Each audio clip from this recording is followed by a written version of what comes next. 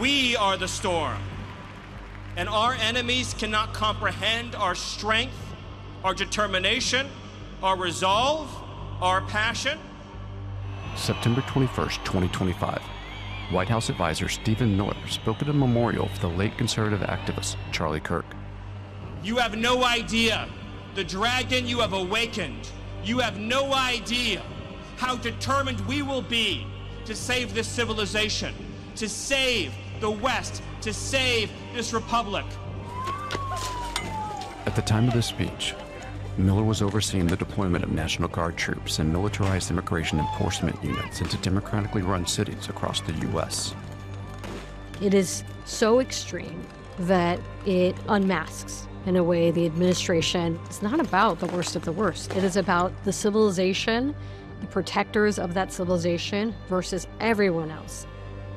And just 2 days before, he was involved in directing a strike on a small boat in the Caribbean Sea. These organizations can only be defeated with military power. The third of more than 60 strikes that have resulted in over 200 deaths to date. He's an absolute ideologue. I would describe it as fascism. Ice out now! Ice out now! In this episode of Fault Lines, we traveled across the country, examining the impact of Stephen Miller's agenda and tracing the rise of a former press secretary. I love this guy. I love this guy.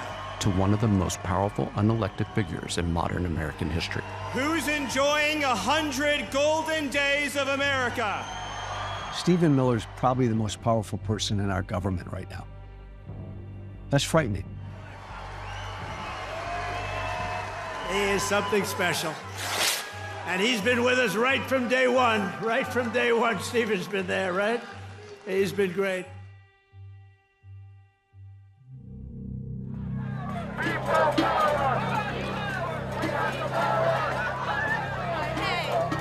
ho. Stephen Miller's got to go. Hey, hey, ho, ho.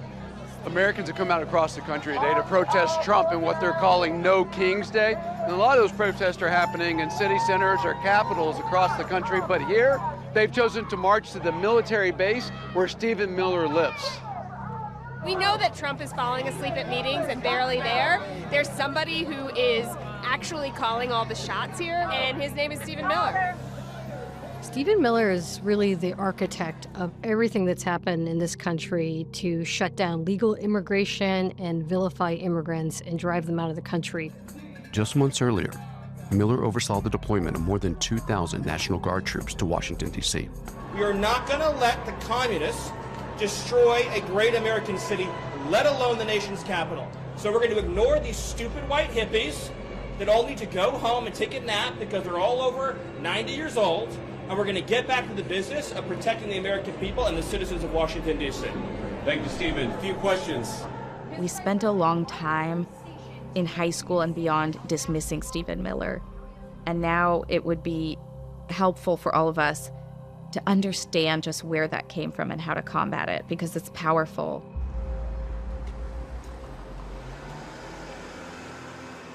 To learn more about Stephen Miller's meteoric rise, we spoke to people who grew up with him in Santa Monica, California. Yes, this is our Lincoln Middle School yearbook for 8th grade. Yeah. You can see it's a super diverse group of kids. Janess Hartley was a classmate and a friend of Miller's from middle school through graduation. We were in AP government, US government together. He was extremely pro-war, obsessed with the weapons of mass destruction, and that Saddam Hussein was a war criminal. That was his obsession. A video of him expressing this surfaced early in Trump's first term. But as for Saddam Hussein and his henchmen, I think the ideal solution would be to cut off their fingers. I don't think it's necessary to kill them entirely. We're not a barbaric people. We respect life. Therefore, torture is the way to go. Keisha Ram followed them 1 year behind. Stephen really wanted to be heard. He wanted people to know his opinion and to care about his opinion. Santa Monica is one of the wealthiest cities in the United States and a progressive stronghold in California. I think Stephen hated Santa Monica. I think that is so much of what's wrapped up in Stephen's hatred of liberalism. The left-wing politics and changing demographics of the city were reflected in their high school. even though he grew up with Hispanic friends in a school with a lot of Hispanic population. Something about it was very bothersome to him. He could still really shame people back into the shadows by talking about their parents' working class jobs. There's the famous one from high school that we filmed when he was running for a student body office. Am I the only one who is sick and tired of being told to pick up my trash? Yeah. We have plenty of janitors. We had a message board, and he was always talking about people's needs to learn how to speak English, and he felt that Mexican immigrants didn't want to learn that, and that was somehow an affront to Americans that they refused to do so. If you want to stop illegal immigration, you must therefore be racist, and that's bull. 790 KBC Talk Radio. The time is 3:55. The number is 1-800-222-KBC, and this is Larry Elder. When he was still in high school, Miller began calling into the conservative radio program, The Larry Elder Show. His shtick was to constantly rat out his own school. They won't allow us to do the Pledge of Allegiance every day. They aren't respecting the American flag. And all the things that he had to endure at our high school. Because Stephen Miller was a minority voice in his diverse, largely progressive public high school, he could inhabit this persona of being a persecuted minority, and that ideology really spoke to him, this ideology of white male grievance. He would appear on Elder's show 69 times while still in high school. Larger figures are That caught the attention of far-right activist David Horowitz. We have a serious problem in the world in fanatical Islamic terrorists. David Horowitz told me he was worried that Stephen Miller wasn't going to get a job, that he wasn't going to get into college, and he really took it upon himself to do everything that he could to protect Stephen Miller and to give him opportunities. And it is my honor to welcome to the podium David Horowitz. He was sort of a foot soldier for Horowitz's whole project of creating like a particular strain of right-wing insurgency on the campus. I don't think that he would have become the Stephen Miller that we all know if he hadn't then met Larry Elder and David Horowitz. That was really what kind of sealed the deal in terms of him becoming someone really radical in his ideology. Miller began working in politics at a time when some members of the Republican Party were joining Democrats in pursuing a pathway to citizenship for undocumented immigrants. Many of them make valuable contributions to our society and will provide even more if they're brought out of the shadows and in compliance with our laws. One of the most important Republican senators in blocking Obama's attempt at a comprehensive immigration reform package was Jeff Sessions of Alabama. When these 11 million are legalized, they'll then be able to take virtually any job in the marketplace, many now. One of Jeff Sessions' main aides was Stephen Miller. That's really when he became a player. You could argue that set the stage for a strongly anti-immigrant candidate like Donald Trump to run for president and win. Sessions would go on to be the first senator to endorse Trump for president in 2016, and Miller joined as a speechwriter, making his hardline immigration stance the driving force of the campaign. Starting in January of 2017, illegal immigration will be a thing of the past. It was a winning formula. Trump would never have come on the scene and captured my hardcore MAGA radio audience if he didn't harp on immigration. So it's his signature issue. Stephen Miller is the brains behind his signature issue, every aspect of it. During Trump's first term, some of Miller's most hardline immigration policies, like family separation, faced resistance from the courts, Democrats, and even officials inside the administration. But the experience was valuable.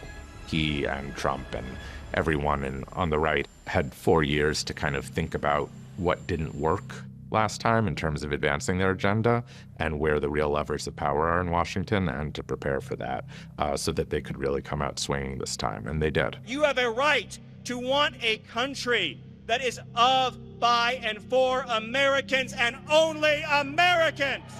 And he's making it so they don't make the same mistakes that they made in the first administration. They're just not slowed down by fear of Congress or ugly politics or the administrative state. Please welcome to the stage Senior Advisor to President Donald J. Trump, Stephen Miller.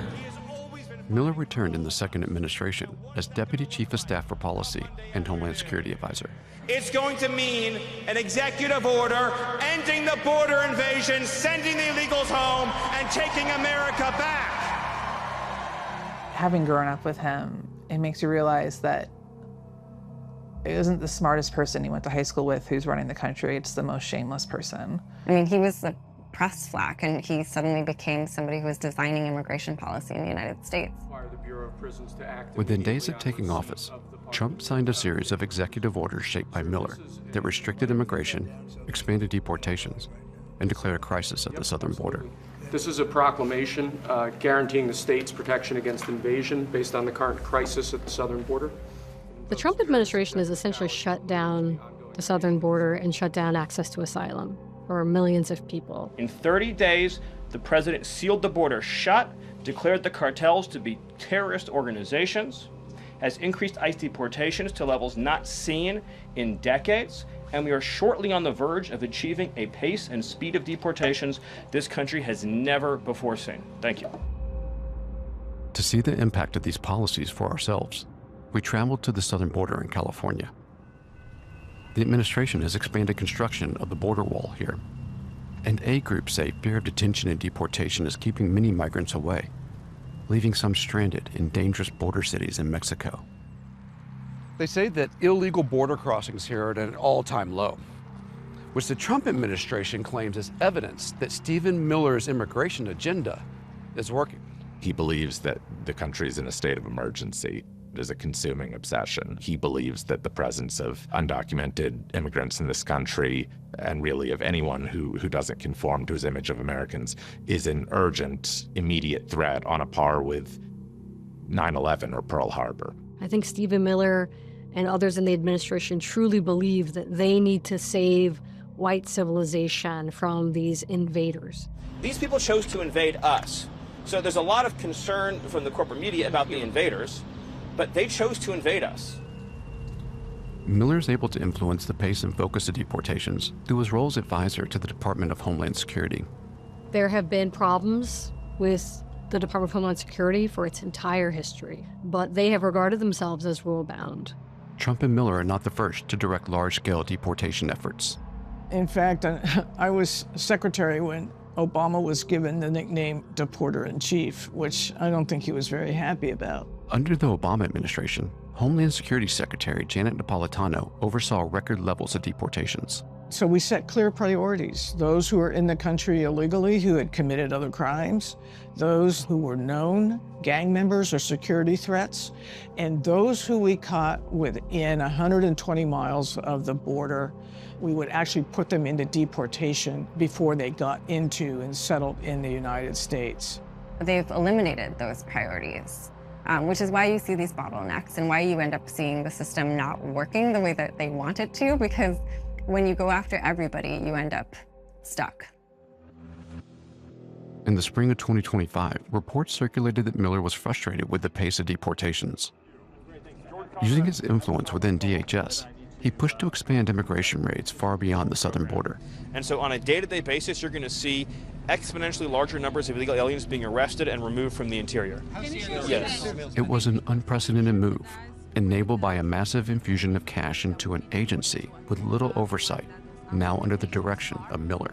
And that money, coupled with the legal authority that they've had since the 9/11 attacks and since the creation of the Department of Homeland Security, allow them to do their worst. So Stephen Miller is just calling up Border Patrol agents and telling them what to do. Yells at them. He set the 3,000 arrests per day quota.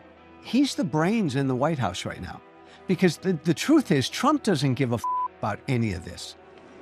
Over the following months, Miller oversaw the deployment of federal agents in immigration enforcement operations in at least 10 cities, including Chicago, Portland, Oregon, and Charlotte, North Carolina. In Los Angeles, a senior Border Patrol officer, Gregory Bavino, was recorded telling agents to aggressively detain anyone who made physical contact with them. Arrest as many people that touch you as you want to. Those are the general orders all the way to the top.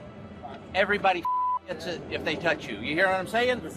These are federal law enforcement agents. They have a badge. They're all authorized to carry guns, etc. But to me, that also requires certain standards of professional behavior.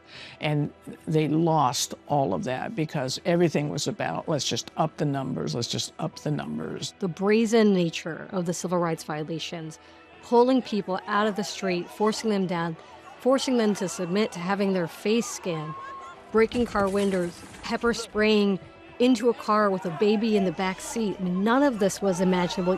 When you turn something into a crisis and analogize it to a war, what you're really doing is creating license to behave like a military dictatorship and not like a society governed by laws. Americans began turning out in huge numbers to protest enforcement operations in their cities. And as the opposition to these operations grew, Miller took to television, claiming that those protesting immigration enforcement were terrorists. You have impeding law enforcement, you have seditious conspiracy, you have a conspiracy to deprive of rights, you have assault against law enforcement officers, but all of this meets the hallmark, textbook definitions of domestic terrorism. And speaking to ICE officers directly. You have federal immunity in the conduct of your duties. It's not a professional law enforcement agency anymore. They just follow the orders of Miller, the outcomes that Miller wants. That is what guides their choices. Really, you can draw a line from statements like that to what then happens on the ground in Minneapolis and people being beaten and shot. In Minneapolis, Miller directed his largest enforcement operation, deploying more than 3,000 Border Patrol and ICE officers in what they dubbed Operation Metro Surge. Operation Metro Surge is the perfect storm of an immigration enforcement agency that's turned into basically an internal security force, and a White House that has given orders to arrest as many immigrants as you can, and anybody who gets in your way is an enemy of this administration. If you want to use the word invasion, that's what it felt like, and that's what it looked like.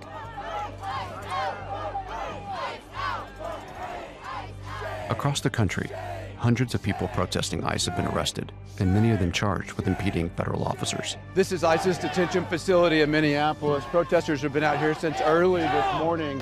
Security forces have told them to disperse and have threatened to use tear gas. They're bringing in more officers now. Here they come, and they're wearing masks. More than 50 protesters were arrested in one day alone here. Might as well be the Ku Klux Klan. These people from ICE, they have no respect for us. They have no respect for the Constitution of this country. They're a secret police force, and they're doing whatever the hell they want to do. At least 146,000 immigrants with no criminal charges have been arrested during these operations, according to the Washington Post. It just didn't surprise me at all to hear that Stephen Miller was doing everything he could behind the scenes to show raw, villainous power in the streets of America. He is very antagonistic against immigrants, but there's one group that I think he's more antagonistic to than immigrants, and it is the allies of immigrants, people who have privilege and choose to use that privilege to stand up for the rights of their vulnerable neighbors. On January 7, 2026, an ICE officer in Minneapolis shot and killed 37-year-old mother of three, Renee Good. He claims she failed to comply with his orders. No! No! Shame! Shame! Oh my God! What the And just over 2 weeks after that, Border Patrol agents shot and killed 37-year-old nurse Alex Preddy, who'd been filming them and attempting to help a woman they pushed over.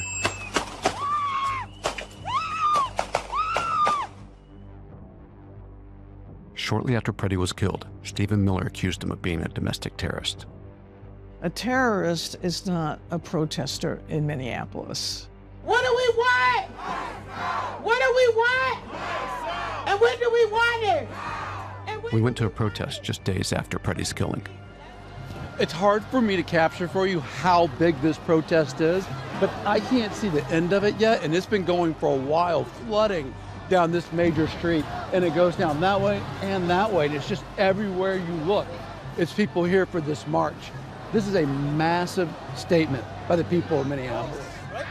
We cannot have these people killing our neighbors, our friends, our people in the streets. So it's not about whatever they claim it's about. This is to send a message that to scare us into submission, and we're refusing to be scared into submission. It felt like an American city was attacked by the federal government. And thank God that American city fought back. Minneapolis became a turning point in the administration's immigration agenda. It led Congress to withhold funding from DHS, triggering the longest shutdown in the department's history and forcing a reckoning over its very existence. I think it's worth noting that 2 native-born white Americans were murdered in the streets of Minneapolis by federal agents carrying out Miller's will, basically for exercising their First Amendment rights. There is blood on the hands of Stephen Miller and this White House. And the really disturbing thing is that they keep going. They have not learned a lesson, and they have never apologized. Is the country safer or better because of what's happened under DHS in the last year? And my conclusion is absolutely not. The shootings also set off a chain of demotions, which included the Commander-at-Large of Border Patrol, Gregory Bovino, and the Secretary of Homeland Security, Kristi Noem. But the push for accountability over the administration's immigration enforcement operations has failed to reach the man who set them in motion. The DHS secretary at the time, Kristi Noem, is gone. Greg Bovino is gone. Todd Lyons from ICE is gone. Stephen Miller is still there, and every week continues to bring a new policy, a new part of his agenda. We sent multiple interview requests to Stephen Miller, and we also sent the White House a list of questions. Your call has been forwarded to voicemail. The person you're trying to reach is not available. They responded with a statement. Stephen Miller is one of President Trump's most trusted and longest-serving aides. Stephen has worked relentlessly to expeditiously implement every facet of the President's America First agenda, and he will continue to do so. The President loves Stephen, and the White House staff respects him tremendously. Stephen Miller is probably at the peak of his power, but he's not a cabinet secretary.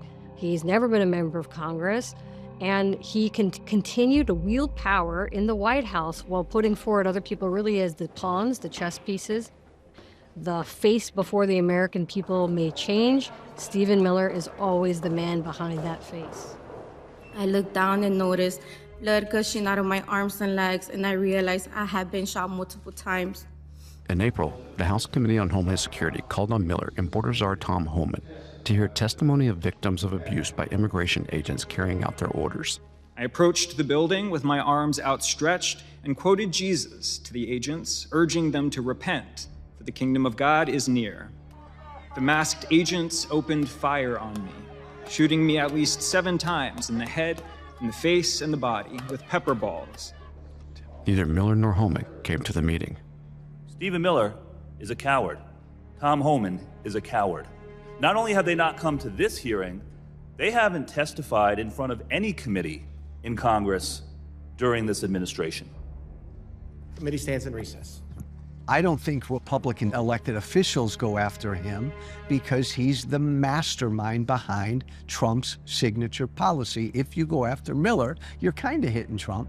I would think that if Trump were thinking rationally about his own political fortunes, one of the smartest things he could do would be to sack Miller. The best explanation is that Trump appreciates Miller's loyalty. What President Trump has done on border security and public safety is a national miracle that will be studied not only for generations, but for centuries to come. Thank you, President Trump. He has survived by approximating power, by staying close to power, and by ultimately seeing when power is shifting. Thank you all. Thank you for the question. Even if Miller leads the administration, his mark on the United States will likely be felt for years to come. It's hard not to argue that Miller has been tremendously successful at damaging, perhaps mortally damaging, the idea of America as an open, welcoming, and pluralistic society. There's a very real sense in which we've lost our democracy and our freedom as Americans for the sake of Miller's agenda. I think we're going to have to reckon with him. He can't simply fade away or find the next powerful person. He has to be reckoned with. And God bless the United States of America. Thank you.